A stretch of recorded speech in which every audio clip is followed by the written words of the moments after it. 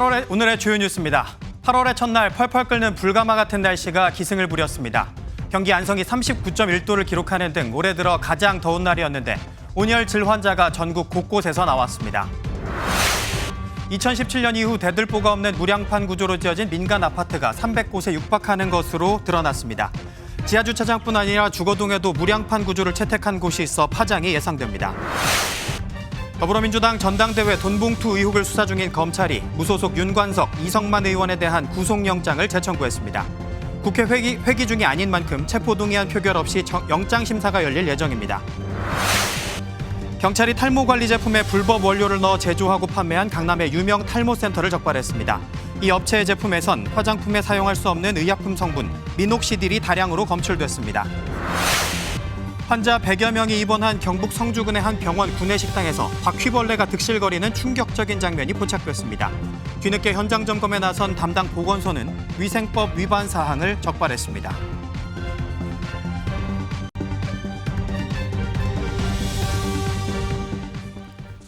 여러분 안녕하십니까? 아니 오늘도 잘 견디셨습니까? 이 문 밖으로 나가기도 싫은, 사실 집 안에도 있기 싫은 이런 날씨 속에 비닐하우스 고추밭에 나갔던 90대 어르신이 숨졌습니다. 그리고 이런 날 점심값이라도 벌어야 하는 폐지 줍는 어르신에겐 너무도 가혹한 여름입니다.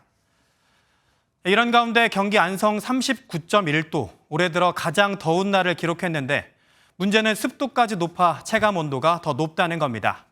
실제로 저희 기자가 한증막에 들어가 비교했는데 야외나 한증막이나 크게 다르지 않았습니다.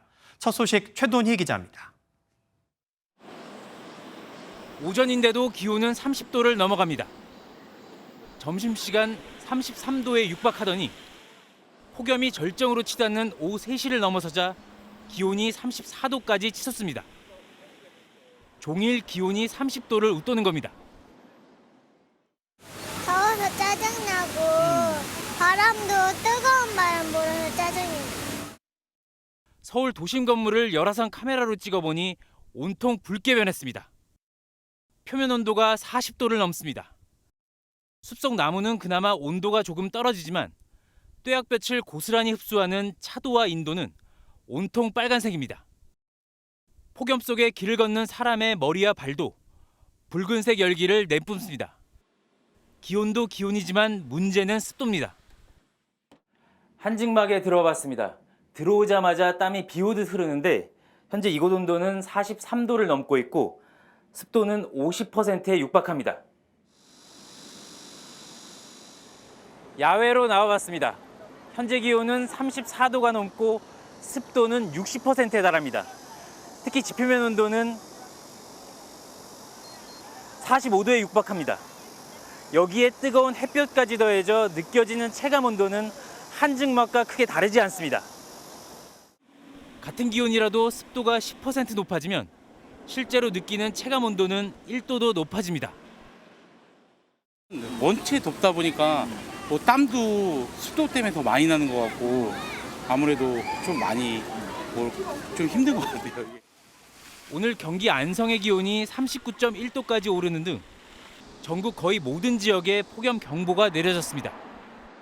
경북 의성은 열흘 넘게, 서울도 일주일째 폭염이 이어지고 있습니다.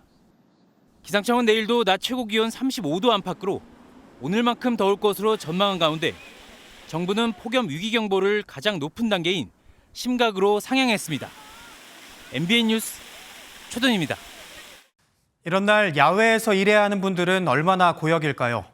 1300도의 뜨거운 화덕 옆에서 일하는 대장장이도, 시장 상인도, 심지어 축사 안의 소들도 선풍기 앞에서 더위를 견디고 있었는데요. 폭염 속에서 일해야 하는 사람들의 이야기를 김영현 기자가 들어봤습니다. 1300도가 넘는 화덕에서 시뻘건 쇳덩이가 나옵니다. 기계에 넣어 모양새를 잡고 망치로 두드리기를 반복합니다. 대장장이 얼굴은 온통 땀범벅이 됐고 어느새 날카로운 낫이 완성됩니다. 대장간 내부 온도를 쟀더니 40도가 넘는데요. 더위를 식혀주는 건 선풍기 2대가 다입니다.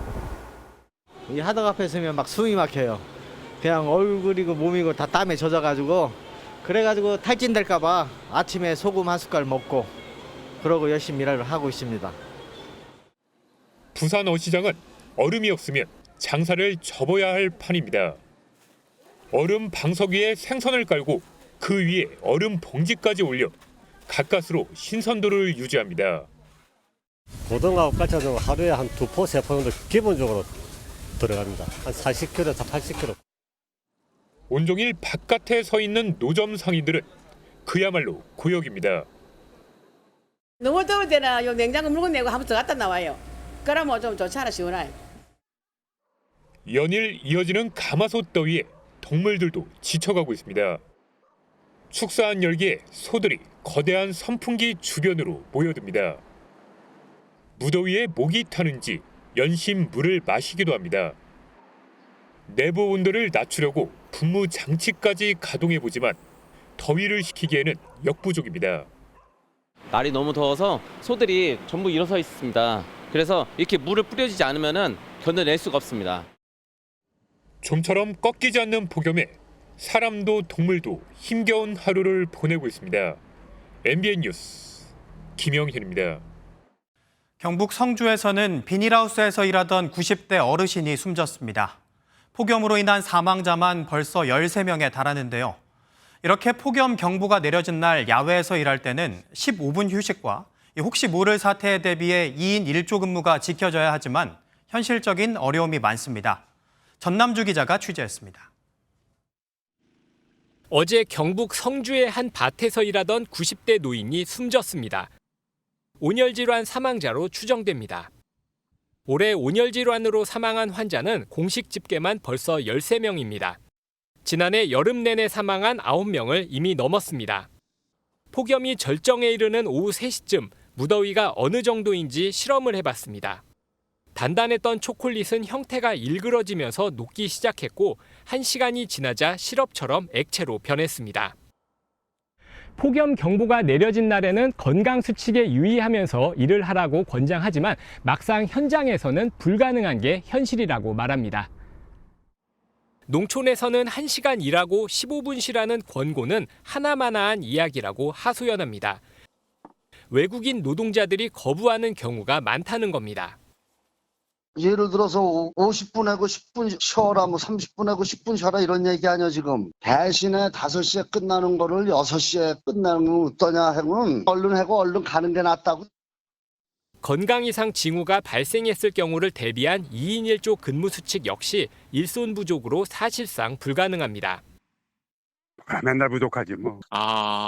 혹시 그러면은 뭐 같이 일하시는 분이 몇 분 계세요? 물론 같이는 일 안 해. 농촌에서 온열질환 사망이 잇따르는 가운데 폭염은 당분간 계속될 전망이어서 인명피해가 더 커질까 우려가 큽니다. MBN 뉴스 전남주입니다. 생계 문제로 거리로 나가야 하는 분들이 또 있습니다. 폐지 줍는 어르신들인데요. 불볕 더위 속에도 물 마시면 화장실을 가야 해 물도 안 마신다는 어르신들의 열악한 상황을 윤현지 기자가 함께했습니다. 능숙한 손놀림으로 박스를 분해하고 폐지를 눌러 담습니다. 가득 실은 박스를 손수레에 묶어 고정하고 좁은 길목을 어렵사리 빠져나옵니다. 오늘 진짜 너무 덥잖아요. 별거 아니야. 그러다 쓰러지시면 어떡해요. 이렇게 의자라서 했는데 뭐. 취재진이 2시간 동안 따라가 본 2km 남짓 골목길엔 그늘보다는 땡볕이 더 많았고 이 시간 서울 종로구 온도는 33도였습니다. 새벽 6시부터 12시까지 뙤약볕 아래 6시간을 돌아다니며 모은 폐지는 총 500kg, 15,000원입니다. 땀을 비오듯 흘리지만 물 한 모금도 제대로 마시지 않습니다. 물 많이 먹게 되면 화장실을 마음대로 못 들어가잖아. 화장실 갑자기 가고 싶으면 어떡해. 이렇게 폐지를 줍는 건 손 씻뿐만 아닙니다. 그렇게 많이 줄지는 않아요. 더워도 어르신들은 생계가 있어서 횟수가 여름 2번 올 때 1번 오는 경우는 있어도 안 오진 않아요. 건강수칙 준수와 휴식 권고가 비현실이긴 폐지 줍는 노인들에게도 마찬가지. 전문가들은 온열 질환에 취약한 노인들을 위해 폭염 시기에라도 실내 일자리를 마련해줘야 한다고 조언합니다. 온열 질환으로 어르신들이 가장 많이 피해가 많은 것 같은데 아무래도 이제 이런 실내에서 할 수 있는 노인 일자리를 활용하는 수밖에 없지 않을까. 너무 그 온도가 높거나 이럴 때는 온열 질환자 4명 가운데 1명이 65세 이상 노령층으로 집계된 가운데 폭염에도 거리로 나올 수밖에 없는 어르신들에겐 더 힘든 여름이 되고 있습니다. MBN 뉴스 윤현지입니다. 무더위 속에 앉았다 일어서면 어지럼증을 느끼는 경우가 종종 있죠. 혈관이 확장하면서 혈압이 낮아지기 때문인데 고혈압이든 저혈압이든 혈압약 드시는 분들은 특히 더 주의하셔야 합니다.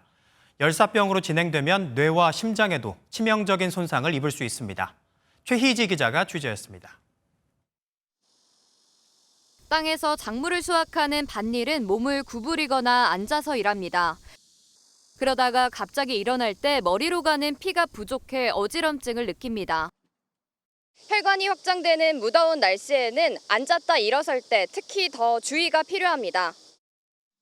여름에는 더위 탓에 겨울보다 상대적으로 혈압이 낮아집니다.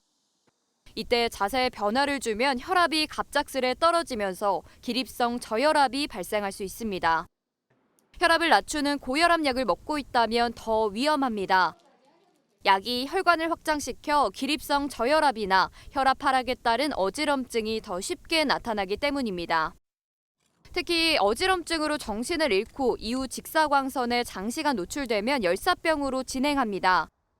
체온이 40도 이상으로 오르면서 뇌의 체온 조절 중추까지 망가지기 시작하는 겁니다.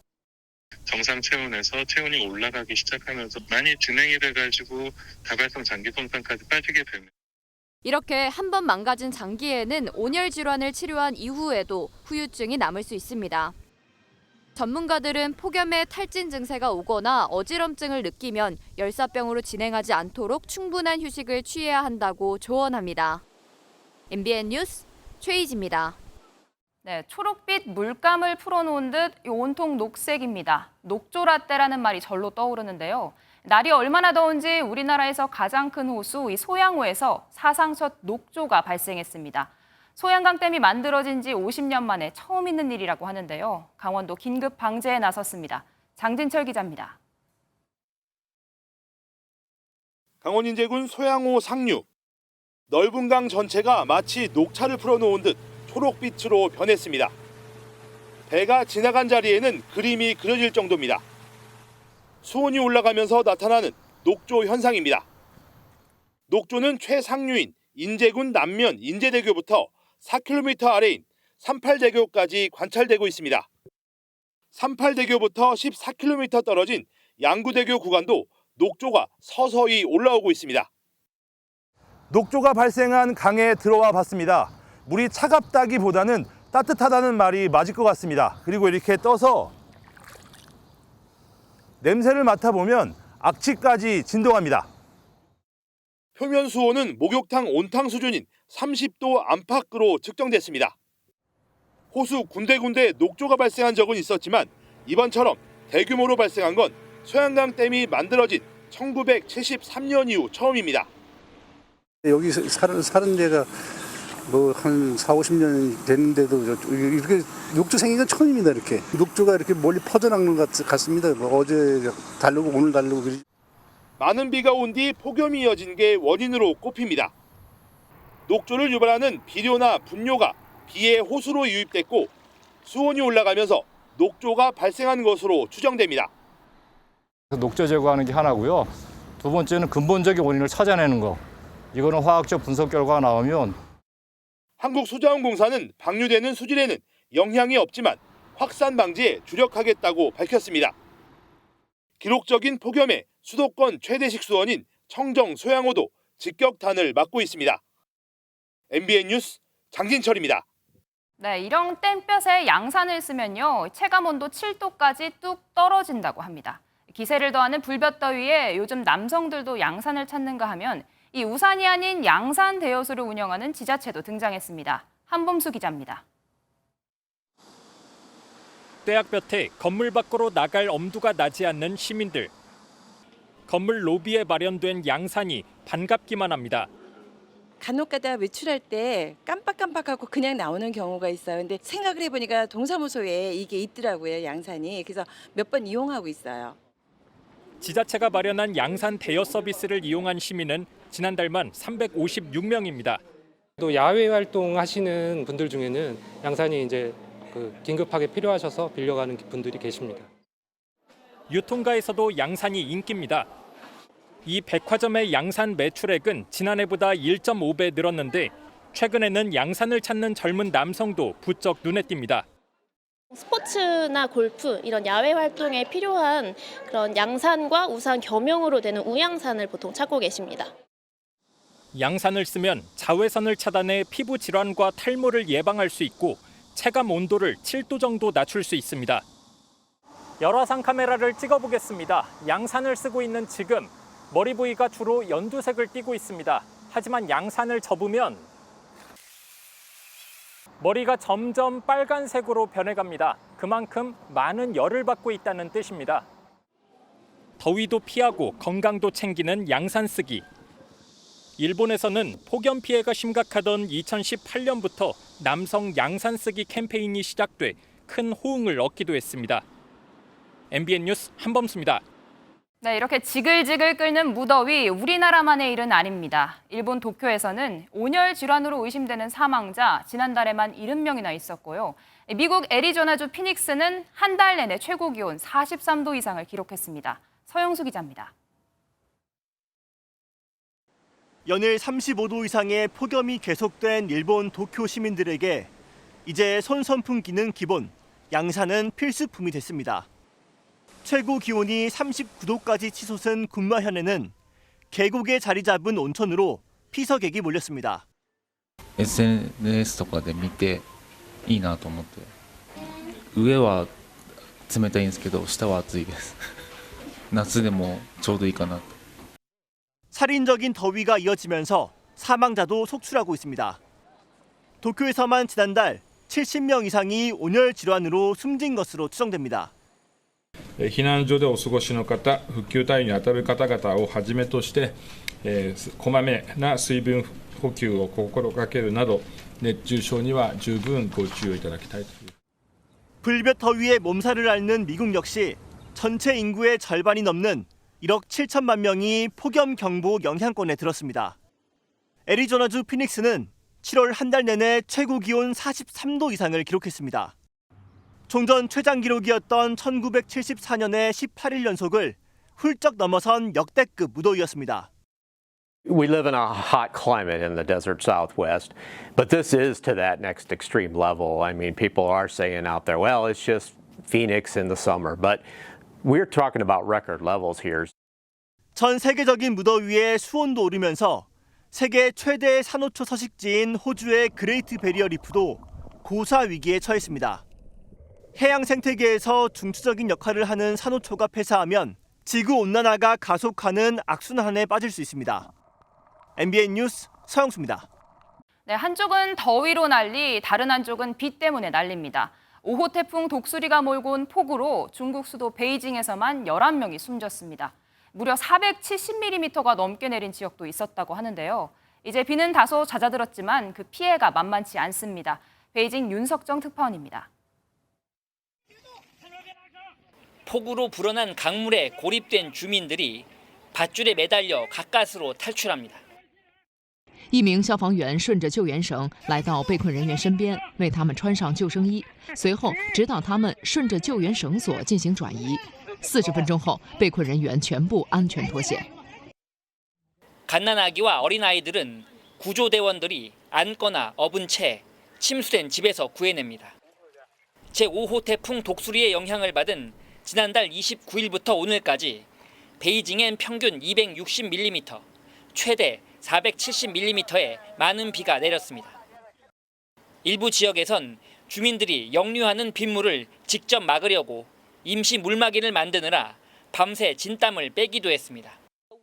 고립 인구가 많은 곳에는 군부대 헬기가 투입돼 긴급 물자 전달에 나섰습니다. 如果我们到达了指定的地点，如果能正常落地转运，我们就正常落地；如果不能正常落地，我们尽采取这个电动吊车，将我们的安全员放下去，将伤员调上飞机上，第一时间进行这个转运。 이번 폭우로 인명 피해도 컸습니다. 구조 작업에 투입된 소방대원을 포함해 모두 11명이 숨졌고 10여 명이 실종됐습니다. 사망자와 실종자는 베이징 서부와 남부 외곽 지역에 집중됐습니다. 베이징시 당국은 이번 폭우로 모두 13개 구에서 이재민 4만 5천 명이 발생했고 13만 명이 긴급 대피했다고 전했습니다. 베이징에서 MBN 뉴스 윤석정입니다. 네, 이런 가운데 중국으로 갈 것 같았던 제6호 태풍 카눈이 우리나라 쪽으로 방향을 틀었습니다. 모레 대만 북동쪽 해상까지 올라와 며칠을 머물 것으로 보이는데요. 그 이후의 경로는 아직 예상이 안 됩니다. 태풍은 정체된 상태에서 뜨거운 공기를 우리나라에 계속 밀어넣을 것으로 보이는데요.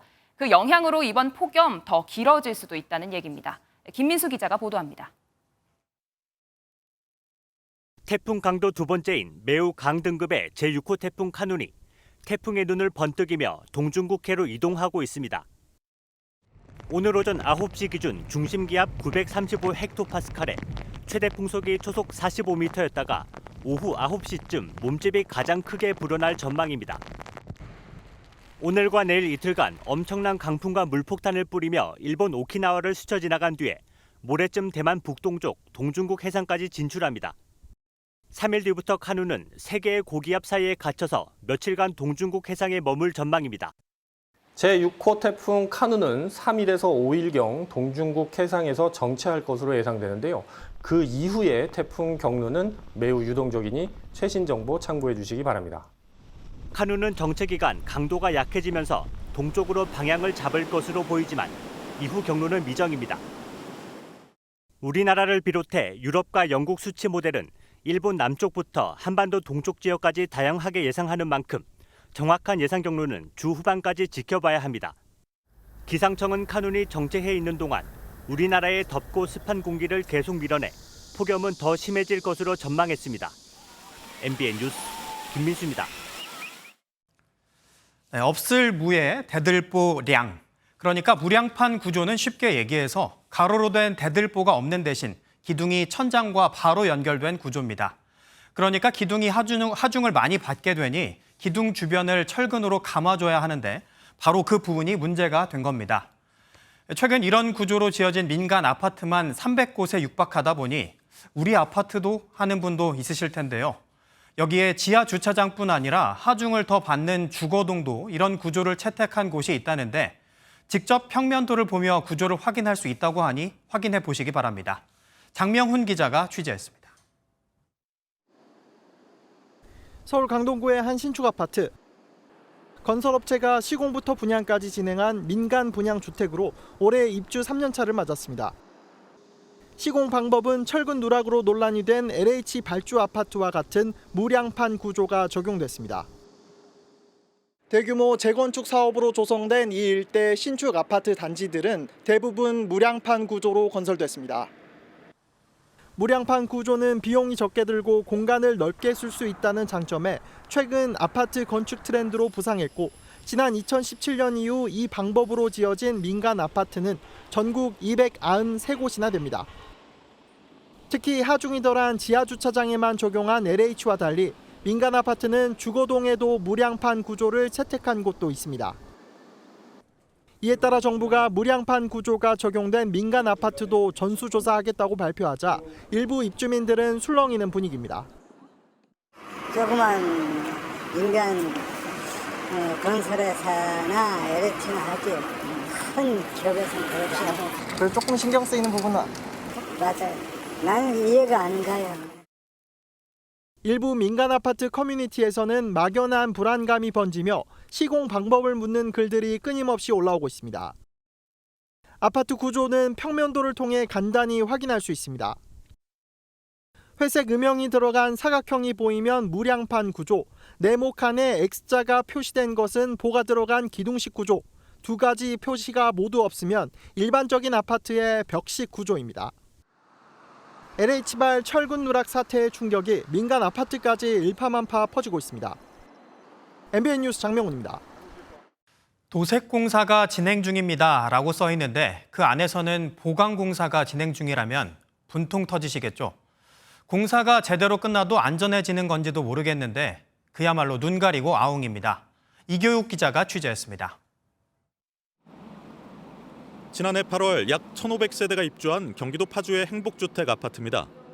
국토부 조사에서 지하주차장 기둥에 보강 철근이 빠진 것으로 확인돼 한켠에 천막을 설치하고 보강 공사를 벌이고 있습니다. 천막 안에서는 공사가 한창 진행 중이라 일부 소음과 분진이 발생하고 있는데요. 주민들은 혹시나 하는 마음에 차를 멀찍이 주차해뒀습니다. 웬만하면 좀 멀찌감치 되자. 무너지고 나서 잠깐이라도 시간 있으면 차 타고 반대쪽이라도 도망가야 될 거 아니에요. 애들 데리고 신랑이랑. 공사가 상당 부분 진행됐지만 주민들은 국토부 발표가 있고서야 철근 누락으로 인한 보강 공사인지 알게 됐습니다. 단지 측이 천막에 도색 공사가 진행 중이라는 안내문을 붙여놨었기 때문입니다. 이렇게 막혀 있어가지고 저기가 무슨 누수가 돼가지고 그런 줄 알았더니 그게 그런 사건이었나 보네. 경기 남양주시의 이 아파트도 곧 보강 공사에 들어갈 예정인데 하중을 분산하기 위한 지지대를 철근이 빠진 기둥 주변에 설치해놨습니다. 주민들은 임시 기둥을 볼 때마다 불안감에 휩싸입니다. 엄청 불안하죠. 그 소식이 지금 전국적으로 지금 통해서 나가는데 그리고 여기들은 다 주거지가 애들 위주로 살고 있는데. 이 아파트 보강 공사는 9월 30일은 돼야 완료될 예정인데 입주민들은 공사가 끝난다고 해도 안심할 수 없다며 더 근본적인 대책을 요구하고 있습니다. MBN 뉴스 이교욱입니다. 그렇다면 이렇게 철근이 빠진 게 확인된 아파트의 주민들은 하자로 인한 손해배상을 받을 수 있을까요? 아니면 불안함에 대한 정신적 손해배상은 받을 수 있을까요? 홍지호 기자가 알아봤습니다. 아파트 같은 공동주택에 문제가 발생하면 주민들은 하자에 대한 책임을 묻는 소송을 낼 수 있습니다. 현행법상 분양 후 10년까지는 시공사나 시행사가 붕괴되거나 구조상 있을 위험에 책임을 져야 해 손해배상 청구가 가능합니다. 국토부의 발표에 따라 이번에 철근 누락이 확인된 아파트는 모두 15곳. 관건은 겉으로 봐선 보이지 않고 붕괴도 발생하지 않았을 때도 이를 하자로 볼 수 있느냐입니다. 안전에 심각한 문제가 있다고 판단된다면 손해배상은 물론 계약 해지까지 가능하다는 의견이 나옵니다. 계약 목적이 달성이 안 될 때는 해제권을 인정해주고 있거든요. 안전성을 보강할 수 있는 대안이 있는지 없는지 쟁점이 되겠죠. 다만 불안함과 불편함 등 심리적인 요소만으로 손해배상은 어렵습니다. 실질적으로 발생한 손해에 대해서만 배상 판결이 나오는 게 원칙이기 때문에 심리적인 그런 것일 가능성도 많아서 소송으로 이어진다면 법원은 전문 감정인을 통해 설계상의 오류와 오시공 여부 등을 통해 위험도를 확인하는 절차를 거치게 됩니다. MBN 뉴스 홍지호입니다. 윤석열 대통령은 이번 지하주차장 부실 공사의 근본 원인을 건설산업의 이권 카르텔 때문이라고 지적했습니다. 또 책임이 지난 정부에 있다는 점도 분명히 했는데요. 원중희 기자입니다.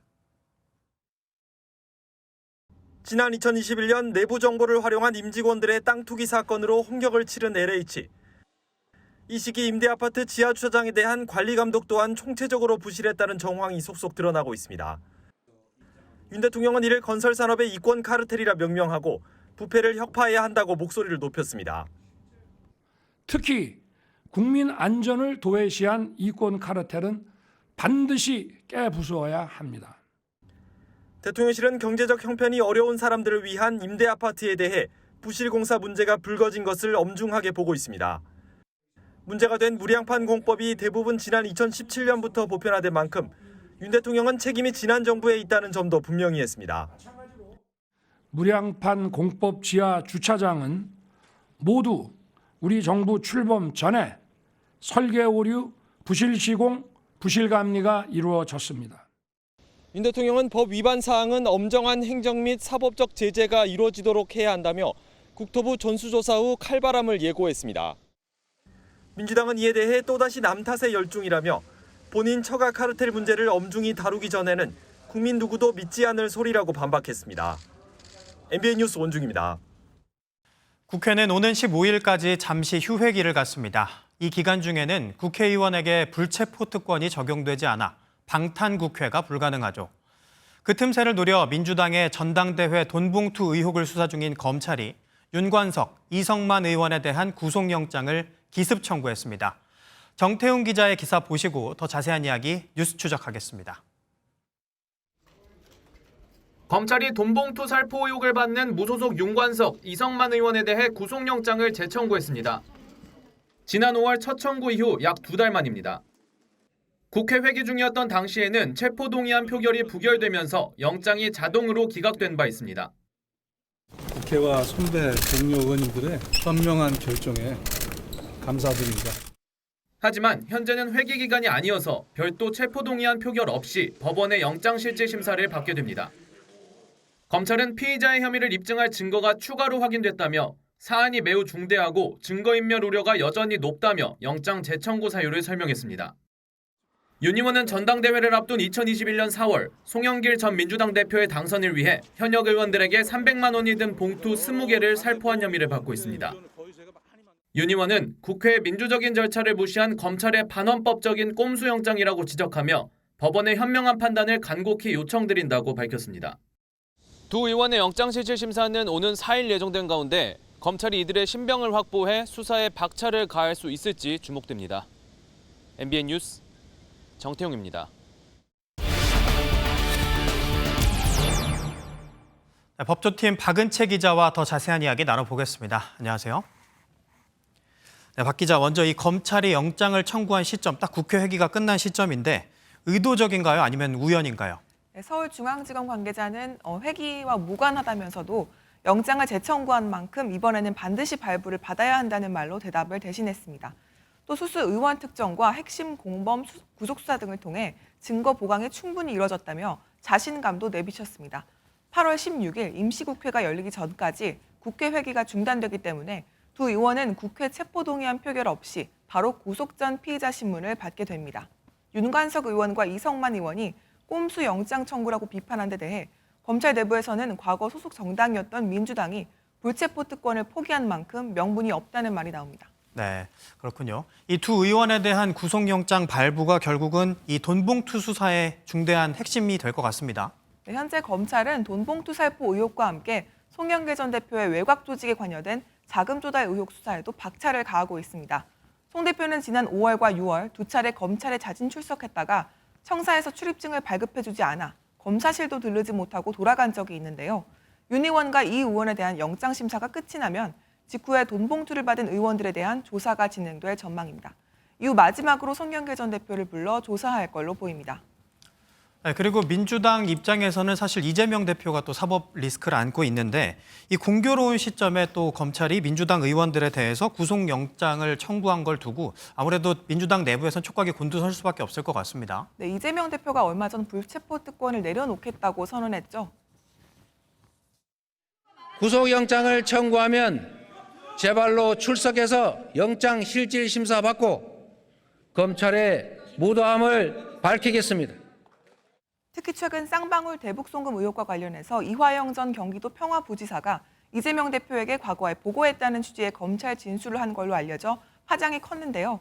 검찰 안팎에서는 쌍방울 대북 송금 의혹, 또 백현동 개발 비리 사건에 대해 이 대표의 검찰 소환 조사가 임박했고 구속영장을 칠 가능성도 크다는 분석이 나옵니다. 네, 그렇다면 이 검찰 입장에서는 또 윤관석, 이성만 의원처럼 이 8월 16일에 아까 임시회의가 시작한다고 하지 않았습니까? 그 전에 신속하게 이 대표를 향한 구속영장을 청구할 수 있는 가능성도 있습니까? 네, 일단 대북 송금 의혹이나 백현동 비리 모두 영장 청구 여부를 결정하기 전에 이 대표에 대한 소환을 마치는 게 우선일 텐데요. 아직 소환에 대한 일정 조율도 하고 있지 않은 걸로 전해져 국회가 열리는 오늘 16일 이전에 이 대표에 대한 영장이 청구될 가능성은 크지 않습니다. 정치권에서는 영장이 청구되면 이 대표가 스스로 불체포 특권을 포기하겠다고 약속했지만 표결 절차를 밟을 수밖에 없기 때문에 민주당의 개파 간 갈등이 증폭될 거란 예측이 나옵니다. 네, 지금까지 박은채 기자와 이야기 나눠봤습니다. 고맙습니다. 왜 미래가 짧은 분들과 똑같이 표대결을 하는가? 김은경 더불어민주당 혁신위원장의 발언 어제 전해드렸는데요. 논란이 거세지는 가운데 국민의힘은 현대판 고려장이라며 대국민 사과와 사퇴를 촉구했고 혁신위 측은 사과할 일이 아니라고 선을 그었습니다.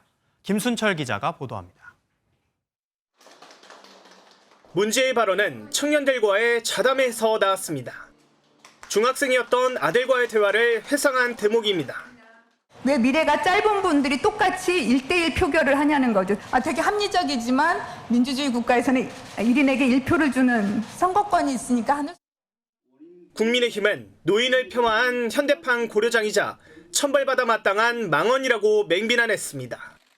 김기현 대표는 김 위원장을 임명한 이재명 민주당 대표가 연대 책임을 져야 한다며 혁신위 해체를 선언하라고 압박했습니다. 김은경 위원장에게 민주당이 계속해서 미래를 맡긴다면 민주당 스스로가 폐륜 정당임을 인정하는 꼴이 될 것입니다.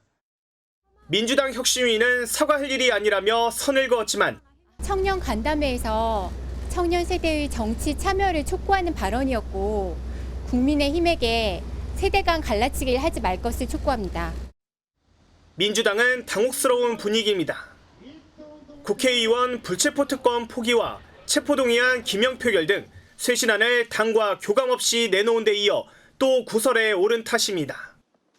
복수의 비명계 의원들은 MBN과의 통화에서 의원들의 불만이 가중되고 있다며 사실상 혁신위가 동력을 상실했다고 말했습니다. 민주당 혁신위의 위상이 흔들리면서 이를 전면에 내세웠던 이재명 대표의 당내 리더십도 타격을 받을 수 있다는 전망이 나옵니다. MBN 뉴스 김순철입니다. 김은경 혁신위원장의 발언과 관련해서 더 자세한 이야기 짚어보겠습니다. 이혁근 기자 나와 있습니다. 안녕하세요. 네, 이 기자 방금 리포트에서 보니까 이 국민의힘은 물론이고 민주당 내부에서도 사실 비판의 목소리가 나오는데 이 김 위원장의 의견에 동의하는 사람도 있습니까? 네, 민주당의 양이원영 의원은 김 위원장 발언이 맞는 얘기다 이렇게 옹호를 했습니다. 양이 의원은 지금 어떤 정치인에게 투표하느냐가 미래를 결정한다며 하지만 지금 투표하는 많은 이들은 그 미래에 살아있지도 않을 사람들이라고 덧붙였습니다. 미래에 더 오래 살아있을 청년과 아이들이 그들의 미래를 결정할 수 있어야 한다는 겁니다. 네, 지금 이 기자가 이야기한 것처럼 미래에 있지도 않을 사람들 이렇게 표현을 했다는 건데 논란이 충분히 생길 수 있을 것 같은 표현이네요. 네, 그래서 양이 의원에게 발언의 취지를 직접 물어봤는데요. 50대인 양이 의원은 저 스스로에 대한 이야기라며 제가 2050년에 살아있을지 알 수 없지만 우리 아이들을 위해서 정치에 참여해야 하고 아이들을 위해서 정치를 하겠다는 것이라고 답했습니다. 그러면서 청년층의 정치 참여를 독려하는 게 노년층은 정치 참여를 하지 말라는 것과 같은 이야기라고 보는 건 의도가 있는 해석이라고 했는데요.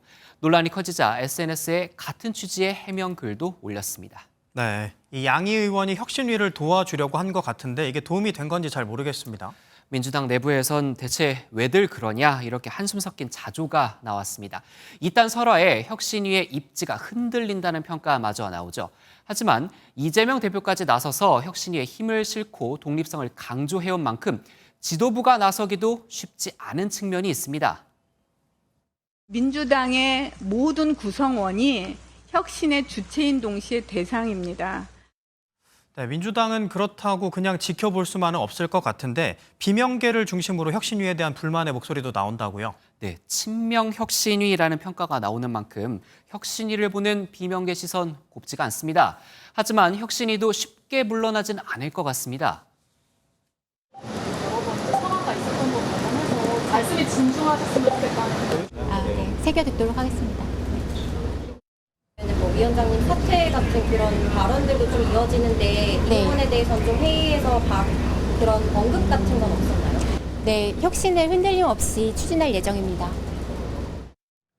혁신위는 양이원영 의원의 동조글에 대해서도 위원장 발언의 취지를 정확히 이해한 글이라고 화답했습니다. 네, 이 혁신에 대한 이야기를 하면 사실 공천 손질도 얘기가 나왔었던 거 아니겠습니까? 김은경 위원장이 그 부분에 대해서도 의혹을 보이지 않았습니까? 네, 그러려면 당내 입지, 절대적인 신뢰 이런 게 필요할 텐데요. 비명계 비판 속 공천은 물론 혁신위가 내놓는 쇄신안 관철도 쉽지 않다는 분위기입니다.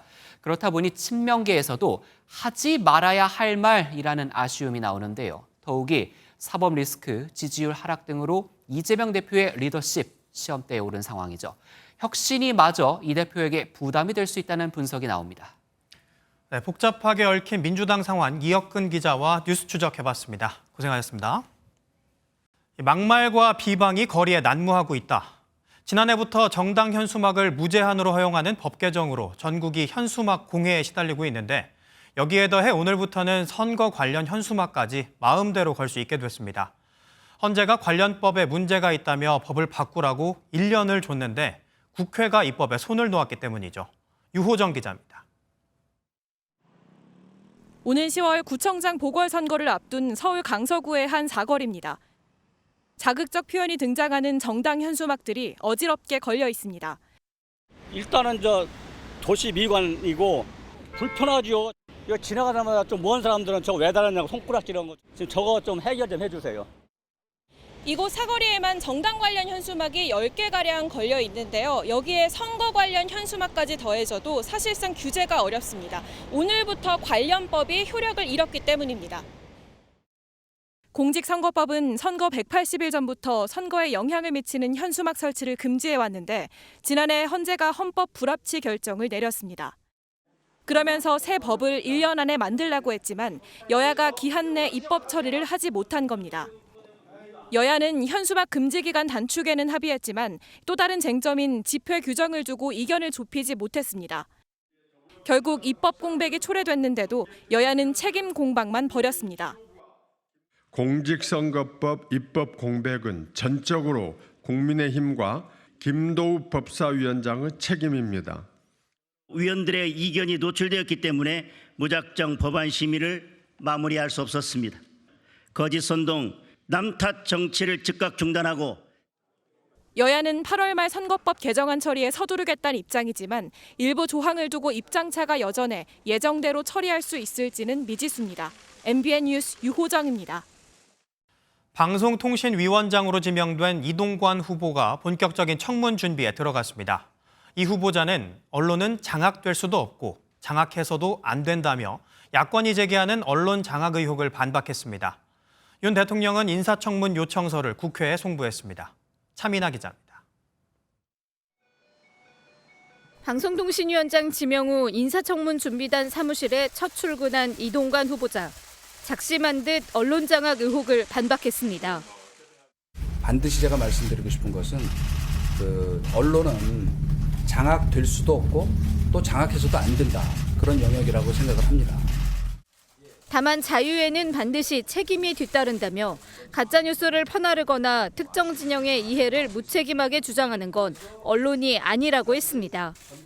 어떤 정당이나 특히 과거 선전선동을 굉장히 능수능란하게 했던 이 공산당의 그 신문이나 방송을 저희가 언론이라고 얘기하지 않습니다. 기관지 내지 야당은 현 정권에 불리한 보도를 하면 공산당 기관지냐며 청문회에서 송곳 검증을 예고했습니다.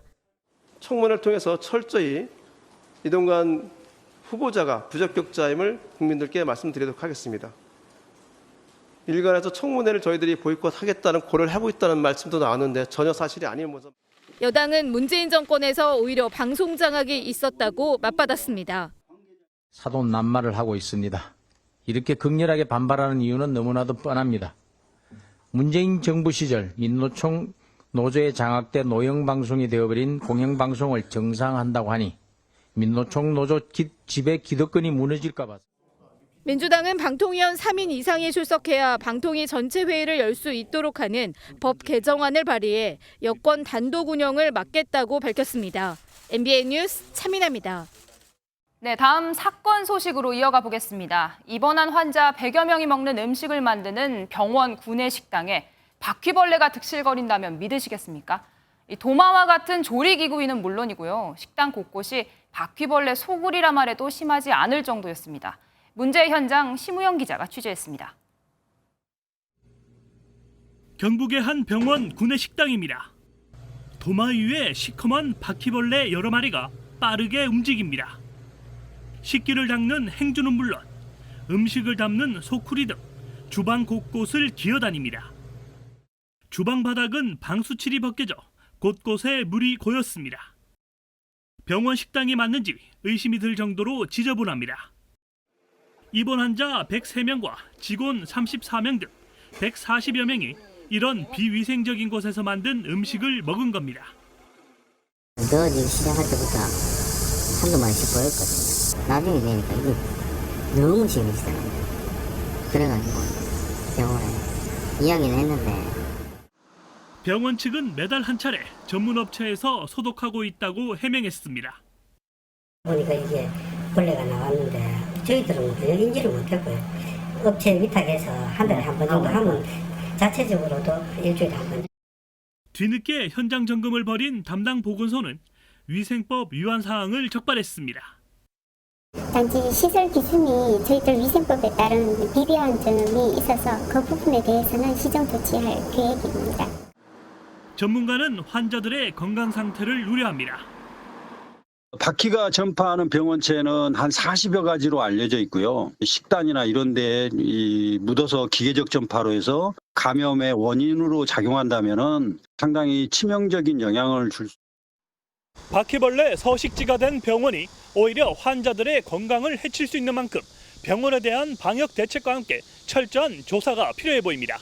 MBN 뉴스 심우영입니다. 네, 이런 폭염에 가장 먼저 햇빛을 받는 이 두피 건강도 비상입니다. 그런데요, 서울 강남의 한 유명 탈모 센터를 운영하던 업주가 검거됐습니다.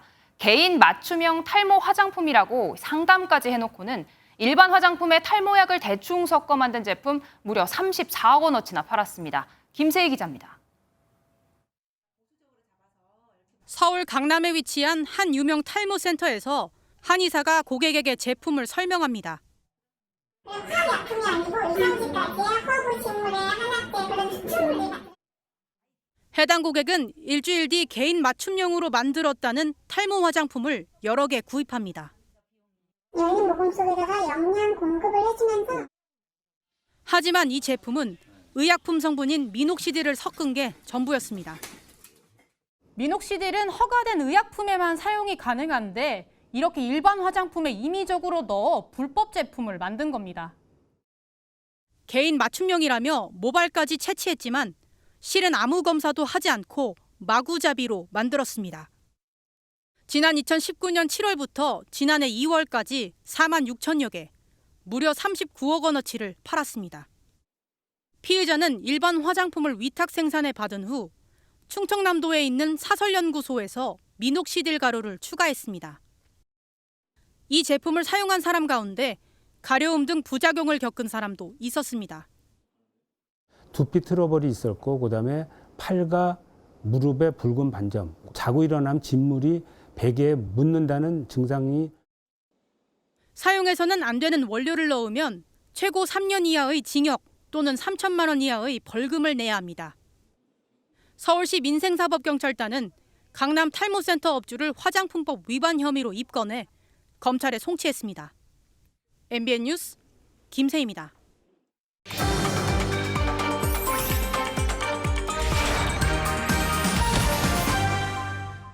네, 여기저기 큰 돈이 들어갈 일이 잔뜩인 결혼식. 한 가지만 어긋나도 스트레스가 이만저만이 아닌데요. 강남의 한 유명 웨딩 업체가 고객들로부터 수천만 원에 달하는 대금을 받고 잠적해 경찰이 수사에 나섰습니다. 이 업체 자회사인 여행사에선 신혼여행 상품을 결제한 수십 쌍의 커플도 돈을 돌려받지 못해 발을 동동 구르고 있습니다. 제보엠 이시열 기자가 취재했습니다. 결혼식을 불과 이틀 앞둔 A씨는 악몽 같은 말을 들어야 했습니다. 이틀 전에 갑자기 문자로 통보를 받았어요. 메이크업 헤어 업체가 신랑 신부님의 대금이 지급이 되지 않아서 이번 주 예식 진행을 도와드리는 게 어려울 것 같다. 설상가상 드레스 업체도 미결제로 빌려줄 수 없다고 해 계약한 웨딩 업체에 항의했지만 황당한 말만 들었습니다. 죄송한데 신랑 신부님이 먼저 돈을 입금하시고 업체에 저희가 나중에 환불을 해드리는 방향으로 진행을 하면 안 되겠냐. 그런 식으로 좀 이중결제를 유도를 하더라고요. 이 업체는 신혼부부에게 예식장, 혼수업체를 중개하고 대금을 받는데 그 대금을 다른 업체들에게 지급하지 않은 겁니다. A씨를 비롯해 피해자들이 업체에 뜯긴 돈만 수천만 원에 달합니다. 문제가 된 웨딩 사무실 업체 문 앞입니다. 이렇게 두드려봐도 인기척은 없고 이렇게 문도 굳게 잠겨 있습니다. 가입자 사정으로 서비스가 일시 중단되었습니다. 이 웨딩 업체의 자회사인 여행사 사무실도 텅 비었습니다. 지금 뭐 단톡방이나 이런 데에서는 아예 못 받으신 분들도 많고 몇십만 원 단위가 아니고 몇백만 원 단위인 큰 분들은 다 지금 금액을 못 받으신 분들이. 확인된 피해액만 약 6천만 원이 넘습니다. 서울 강남경찰서는 웨딩업체 대표 C씨를 사기 혐의로 2차례 소환해 조사하는 한편 다른 피해 사례에 대해서도 수사를 이어나가고 있습니다. MBN 뉴스 이시열입니다. 네, 요즘 서울 명동 다시 찾아온 관광객들로 활기를 찾고 있죠. 그런데 길거리 음식 가격 지나치게 비싸다라는 문제가 제기된 다음 서울시와 자치구 부랴부랴 특별 점검에 나섰습니다. 앞으로 매일 단속에 나서겠다는 행정당국과 장사에 방해가 된다는 상인 간 갈등도 만만치가 않은데요. 신혜진 기자가 단속 현장에 직접 다녀왔습니다. 저는 지금 서울 명동에 나와 있습니다. 최근 외국인을 상대로 한 바가지 요금 문제가 논란이 되면서 자치구가 특별 점검에 나섰습니다. 제가 직접 동행해봤습니다. 단속원 60여 명이 거리 가게 하나하나를 살핍니다. 저희 오늘 점검했는데 일단 사인 좀 해주실래요? 그런데 단속이 시작된 지 불과 몇 분도 채 지나지 않아 상인들의 고성이 오갑니다. 우리가 중구청에서 요구하는 거 안 들어준 게 없잖아요. 다 들어줬잖아요. 그러면은 장사하게끔 해주고 나서 우리한테 도움을 주셔야지. 지금 한번 보세요. 이렇게 말씀을 하시면은 더 시간이 길어져요. 위반 행위를 하지 않은 상인들은 구청의 단속이 형식적이라며 불만을 터뜨립니다. 불법행위 한해 가서 얘기하라고 왜 나한테 얘기를 하냐고. 저는 계속 협조해주고 했는데 수시로 나와가지고 이러면은 뭔 장사를 하는 거예요 도대체. 저렇게 해버리면 사람들 위압감 가져가지고 누가 뭐 먹겠어요? 가뜩이나 먹고 살기 힘들어가지고 나와서 하는 건데. 상인들은 최근 바가지 논란이 일자 음식값을 낮추고 가격을 공개하는 가격 표시제도 자율로 시행하고 있다며 단속에 억울하다는 반응입니다. 하지만 서울중구청은 이번 특별단속에서 100여 곳을 점검해 제3자 영업행위 등 위반사항 9건을 적발했다고 밝혔습니다. 위법행위나 탈법행위를 할 경우에는 강력하게 그 부분을 확인을 해서 정상적인 거리가게가 운영이 될 수 있도록. 중구청은 바가지 요금 논란을 없애기 위해 오는 10월부터 명동 전역을 가격 표시제 의무 지역으로 지정하는 방안도 마련할 계획입니다. MBN 뉴스 신혜진입니다. 네, 요즘 해가 져도 30도가 훌쩍 넘는 열대야 계속되고 있죠. 강바람이라도 쐬기 위해 도심 속 공원을 찾는 발길이 이어지고 있는데 이 시간 한강공원에 나가 있는 취재기자 연결합니다. 백길종 기자, 사람들이 꽤 많은 것 같은데 거긴 좀 시원한가요? 네, 여의도 물빛공원에 나와 있습니다. 지금 시각이 저녁 7시 50분으로 일몰 시간이 이미 지났지만 아직도 기온은 30도를 웃돌고 있습니다. 25도만 넘어도 열대야라고 하는데 서울은 오늘도 자정까지 30도를 넘길 전망입니다. 퇴근 시간이 얼마 지나지 않았는데 이곳 광장은 벌써 더위를 피해 나온 가족들로 북적이고 있습니다. 아이들은 일찌감치 나와 물장구를 치며 더위를 식혔습니다. 분수대에서 놀아가지고 시원하고 재밌었어요. 물총소 쏘고 더위도 없어졌어요. 공원 곳곳은 그늘에 텐트를 치거나 돗자리를 펴고 강바람을 즐기는 가족들로 가득 찼습니다. 동네보다는 시원하네요. 간단하게 먹을 거 싸왔고요. 그래서 조금 누워 있다가 그냥 자연 공기 맞으면서 이따가 들어갈 계획이에요. 네, 백 기자, 내일은 오늘보다도 더 더울 거라는데 열대야 도대체 언제 끝납니까?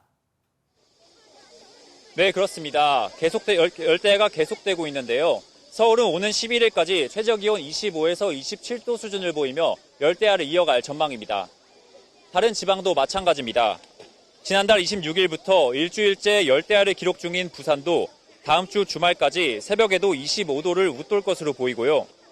제주, 광주는 물론 강원도 역시 이번 주 내내 열대야가 지속될 예정이라 더위 나기에 잘 대비하셔야겠습니다.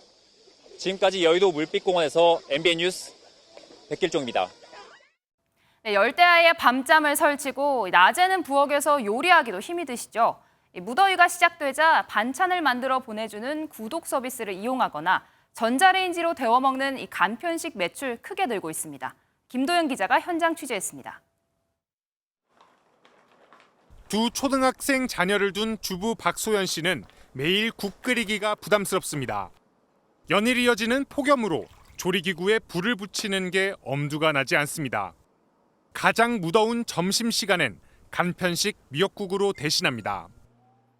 요새 날이 너무 더워가지고 요리를 하기가 좀 힘들더라고요. 전자레인지로 할 수 있는 요리들이 많이 나와서 좀 편하게 아이들한테 음식을 줄 수가 있는 것 같아요. 그래서 가정 간편식 가운데서도 국이나 탕류의 생산 규모는 2조 원대로 매년 성장하고 있습니다. 한 대형마트에서 내놓은 간편 요리 제품 매출은 전년 동기 대비 20% 이상 늘어났습니다. 아예 반찬이나 찌개를 배송해주는 반찬 구독 서비스를 이용하는 사람도 증가세입니다. 무더운 날 장 보러 나가는 대신 집에서 정기적으로 받아볼 수 있어 가성비가 좋다는 이유에서입니다. 날씨의 영향으로 인해서 이제 너무 뜨거운 요리보다도 조금 더 캐주얼하고 가볍게 즐길 수 있는 음식, 식단에 대한 선호도 올라갔다. 동시에 시간도 절약할 수 있는 이 다면적인 요소로 인해 연일 이어지는 폭염이 가정 내 식문화를 바꾸고 있습니다. MBN 뉴스 김도형입니다. 네, 휴대전화로 주문한 물건이 공중을 날아 바로 내 앞에 놓이는 모습 점점 일상이 되고 있습니다. 바로 드론 배송 이야기인데요. 먼저 야영장과 같은 이 산간 지역에서 시범 서비스를 했었는데 올 여름부터는 건물이 많은 도심 지역에서도 드론으로 물건을 받아볼 수 있다고 합니다. 유승우 기자가 현장 취재했습니다. 드론이 편의점에서 주문한 물건이 담긴 상자를 싣고 하늘로 날아오릅니다. 약 1.5km 떨어진 물놀이장까지 비행한 드론은 상자를 목적지에 전합니다. 주문부터 물건이 도착할 때까지 걸린 시간은 5분입니다. QR코드로 홈페이지에 접속해 주문하고자 하는 물건을 고르면 결제뿐 아니라 드론 배송 도착까지 얼마나 걸리는지 알 수 있습니다. 드론 배송이 생소하지만 편리하고 안전하게 느껴진다는 게 이용한 시민들의 반응입니다. 오토바이들이 오고 그러면은 뭐 주변에 뭐 걷거나 아니면 자전거 타시는 분들이 좀 위험하다고 느낄 것 같은데요. 좀 더 안전하게 생각하지 않을까. 일부 야영장을 중심으로 지난해 도입된 편의점 드론 배송 서비스가 올해는 도시에도 등장했습니다. 여름 휴가철에 맞춰 앞으로 서비스 지역도 늘 전망입니다. 9월에는 탄천 공원 2곳 그리고 해안에 있는 캠핑장 등으로 고객들의 수요를 파악해서 점차 확대해 나갈 예정입니다. 드론과 함께 로봇 배송도 아파트 단지 등 곳곳에서 실증 실험을 통해 실용화에 가까이 다가가고 있습니다. 정부도 오는 2027년까지 드론과 로봇을 활용한 1시간 내 배송 시대 지원에 나선 만큼 신속 배송도 우리 주변에 빠르게 자리 잡고 있습니다. MBN 뉴스 유승호입니다. 네, 오늘 거리를 걷다 스카우트 복장을 한 소년, 소녀 마주친 분들 계실 텐데요. 전 세계 청소년의 문화올림픽 세계 스카우트 잼버리가 오늘 막을 열었습니다. 여의도 면적의 3배나 되는 부지에서 4만 명의 청소년들이 텐트 2천여 개를 치고 야영에 들어갔습니다. 강세훈 기자입니다. 이곳은 전북 부안군에 있는 새만금 부지입니다. 제 뒤로 보이는 곳이 세계 스카우트 잼버리 행사장인데요. 부지가 267만 평, 여의도 3배 면적입니다. 세계 최대 청소년 국제 행사인 세계 스카우트 잼버리가 시작됐습니다. 저들이 시각으로 세계를 보고 저들의 생각을 서로 나누면서 미래를 꿈꾸기도 하고요. 그리고 캠핑도 하고. 이번 새만금 스카우트 잼버리는 세계 158개 나라에서 4만 3천여 명이 참가했는데요. 역대 최대 규모입니다. 개막에 맞춰 이렇게 참가자들이 행사장에 도착하고 있습니다. I want to make a lot of friends, and if I recall, I saw on the Jamboree site, it says that there are activities that I can do to get badges from the Jamboree. So I hope to compete in any of these activities to get a full set of badges. 잼버리 행사장에는 텐트가 2만 2천 개 설치됐습니다. 참가자들은 여기서 밥을 해먹고 잠을 자는 등 야영 활동을 하게 됩니다. 하지만 연일 계속되는 폭염이 걱정입니다. 현재 시간이 오후 2시인데요. 기온은 벌써 35도를 넘어섰습니다. 이렇게 중간중간에 그늘막이 있기는 하지만 개막 첫날에만 온열 질환자가 수십 명이 발생했습니다.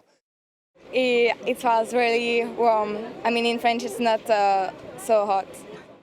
잼버리 소방서와 병원 등을 통해서 이제 안전사고에 충분히 대응을 하고 있습니다. 스카우트 잼버리는 오는 12일까지 계속됩니다. 스카우트 회원 말고도 일반인들도 일일 프로그램에 참가할 수 있다고 하니 여름 휴가철을 맞아 현장을 방문하는 것도 좋을 것 같습니다. MBN 뉴스 강세훈입니다. 네, 감사원이 지난 6월 MBN이 단독 보도한 국제교류재단 채용비리 건과 관련해 한국국제교류재단의 2020년부터 22년까지 객원교수 선발 과정을 점검한 결과 자격 요건에 맞지 않는 지원자가 선발된 사실을 확인했습니다. 감사원은 한국국제교류재단이 특정 지역 응모율이 저조하다는 이유로 공교 자격 요건에 맞지 않는 사람을 선발했다면 그 요건을 조정해야 한다며 주의를 줬습니다.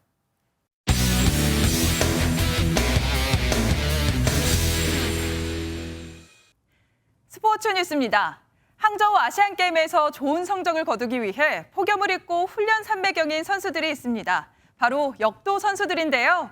금메달을 향한 멋진 노래 실력도 뽐냈습니다. 강재묵 기자가 직접 들어봤습니다.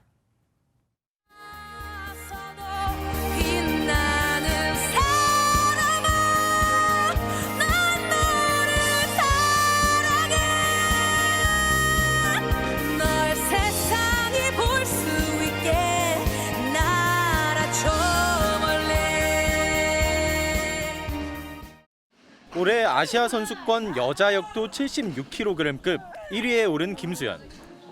노래로 역도를 알리게 된 거예요. 그래서 그동안 갈고 닦았던 저의 끼를 마음껏 표출할 수 있었습니다. 체육관을 가득 채운 기합에서는 항저우 아시안게임 금메달을 향한 결연한 의지가 엿보입니다. 경기를 보시면서도 힘이 아마 느껴지실 거예요. 그리고 얘네들이 정말 이를 갈았구나 하면서. 김수연의 목표는 아시안게임 시상대 맨 꼭대기에 처음 올라 마음껏 노래를 부르는 일입니다. 무대를 무서워하지 않으면 경기 때도 다 느껴지더라고요. 그래서 많이 도움이 됐어요, 저는. 걷다가 지치면 내가 그대를 안고 어디든 갈게 이제 나만 믿어요. 남자 81kg급 박주효도 숨겨둔 노래 실력을 아낌없이 뽐냅니다. 광저우 아시안게임 장미란 이후 13년 만에 금메달을 안기려고 오늘도 노래에서 기를 받아봅니다. 뭐 5곡도 할 수 있습니다. 메달만 따면. 노래하는 역사들의 하모니가 항저우에 울려 퍼질 수 있을지 관심이 모아집니다. MBN 뉴스 강재묵입니다. 8월의 첫날인 오늘 그야말로 전국이 펄펄 끓었습니다. 오늘 경기 여주시의 한낮 최고 기온이 38.4도까지 치솟아서 사람 체온보다도 뜨거웠는데요. 당분간 35도 안팎의 무더위는 계속될 것으로 보입니다. 온열 질환 위험성이 높은 만큼 야외에서 작업할 때는 물을 충분히 마시고 수시로 그늘에서 휴식을 취하시는 게 좋겠습니다. 강한 소나기 예보는 계속됩니다. 오늘 밤까지는 서울을 포함한 중부지방과 전북을 중심으로 강한 소나기가 쏟아질 때가 있겠고요. 내일은 경기 남부를 비롯한 중부, 호남과 경북 내륙에 5에서 많게는 60mm의 소나기가 쏟아지겠습니다. 내일은 전국에 가끔 구름만 지나겠고요. 중부지방 낮 기온은 서울과 춘천이 35도, 남부지방은 대구가 36도까지 올라서 오늘보다 더 무덥겠습니다. 모레인 목요일부터 토요일까지는 제주에 비가 내릴 전망입니다. 날씨였습니다. 안녕하세요. 김주하입니다. 공정하고 신속한 MBN 뉴스, 유튜브를 통해서도 만나보실 수 있습니다. 특히 더 많은 뉴스와 라이브를 보고 싶으시다면 오른쪽을 눌러서 구독하시면 됩니다. 어렵지 않죠? 빠르고 정확한 뉴스로 계속 찾아뵙겠습니다. MBN 뉴스를 시청해주신 여러분 고맙습니다.